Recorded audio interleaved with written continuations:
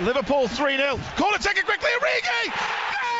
Bonjour à tous, c'est Guillaume de Sport Focus et bienvenue dans une nouvelle analyse. Alors ce week-end, c'est le retour dans la Ligue des Champions avec les quarts de finale aller. Il y aura des très beaux duels et comme les huitièmes de finale, je vais analyser match par match pour voir qui sont les favoris et sur quels facteurs chaque match va se jouer. Alors pour ce faire, je vais faire deux vidéos. Une vidéo pour les quarts de finale de mardi et une autre vidéo pour les quarts de finale de mercredi. Du coup, si tu veux aller voir l'autre vidéo, n'hésite pas à aller la voir sur Instagram ou YouTube. Mais rentrons directement dans le vif du sujet avec les quarts de finale de mercredi et surtout le Bayern de Munich PSG. Alors ce match, c'est vraiment l'affiche des quarts de finale avec deux mastodontes d'Europe qui sont en pleine confiance et qui sont dans les favoris au titre. Alors d'un côté, on a le Bayern de Munich qui est vraiment en pleine confiance. En Bundesliga, ils vont sûrement encore remporter le titre et c'est un peu un rouleau compresseur comme la saison passée. En effet, la saison passée, ils ont tout terrassé sur leur passage et là cette saison je pense qu'ils sont encore capables de le faire. En effet, que ce soit en défense au milieu ou en attaque, et tous les joueurs connaissent leur rôle, ils sont tous au meilleur de leur forme et il y a très peu de faiblesses pour ce Bayern de Munich là. Malheureusement pour le Bayern de Munich,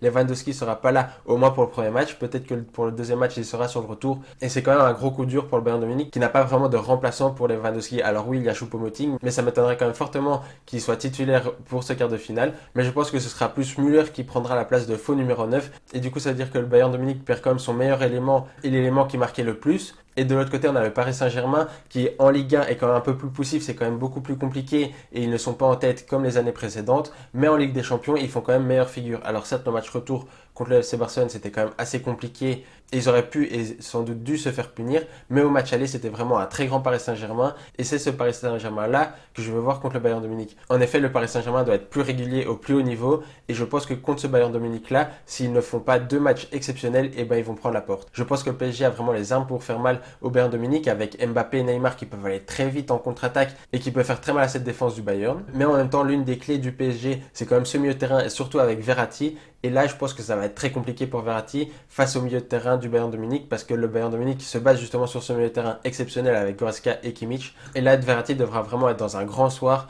pour émerger de ce milieu de terrain. Donc voilà, comme je l'ai dit, c'est vraiment l'affiche des quarts de finale. J'ai vraiment envie d'assister à un très grand match et que les deux équipes jouent vraiment au football et qu'ils n'ont pas trop peur de l'enjeu. Mais je pense qu'à domicile, encore une fois, le Bayern de Munich pourra faire la différence chez eux. Alors je pense que ça va être très compliqué. On aura un match un peu comme la finale de la saison passée où ça va être un match très fermé, où les deux équipes vont un peu se neutraliser. Mais à domicile, même sur Lewandowski, je pense que le Bayern de Munich peut faire la différence, même si ce n'est vraiment pas à exclure que le PSG gagne à l'extérieur.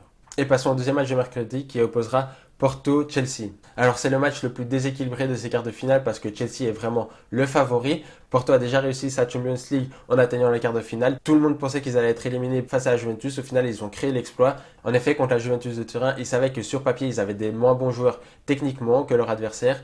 Mais tactiquement, ils ont été plus solides, ils étaient très bien organisés et dans l'énergie, dans la volonté de se qualifier, ils ont été bien meilleurs que la Juventus de Turin. Et là, contre Chelsea, je pense qu'ils doivent reproduire ce schéma avec une équipe très organisée, avec très peu d'espace entre les lignes et après partir en contre-attaque, donner beaucoup d'énergie sur ce terrain. Et en face, on a un Chelsea qui a quand même totalement changé. En effet, Tuchel a totalement changé ce Chelsea qui, avec l'Impact, jouait peut-être mieux au football, mais au final ne gagnait pas plus de matchs. Là, avec Tuchel, c'est peut-être un peu moins beau à voir, c'est beaucoup plus pragmatique. Et la mentalité de Tuchel, c'est vraiment on n'encaisse aucun goal, on aura d'office des occasions devant et là il faudra être efficace devant parce que certes on n'aura pas 1000 occasions, mais si on est efficace, on gagnera ce match parce qu'on n'aura pas pris de goal. C'est une philosophie qui fonctionne parce que Chelsea n'a plus perdu depuis le 19 janvier, mais il faudra faire quand même très attention parce que le jour où offensivement c'est un peu plus compliqué, les attaquants sont un peu moins efficaces, vu qu'ils n'auront pas 1000 occasions, et ça va être très compliqué quand même de gagner des matchs. Donc pour pronostiquer ce match, évidemment le favori c'est Chelsea et je pense que Chelsea va aller en demi-finale et s'ils ne le font pas, ce sera vraiment une contre-performance de Chelsea et vraiment un exploit de Porto.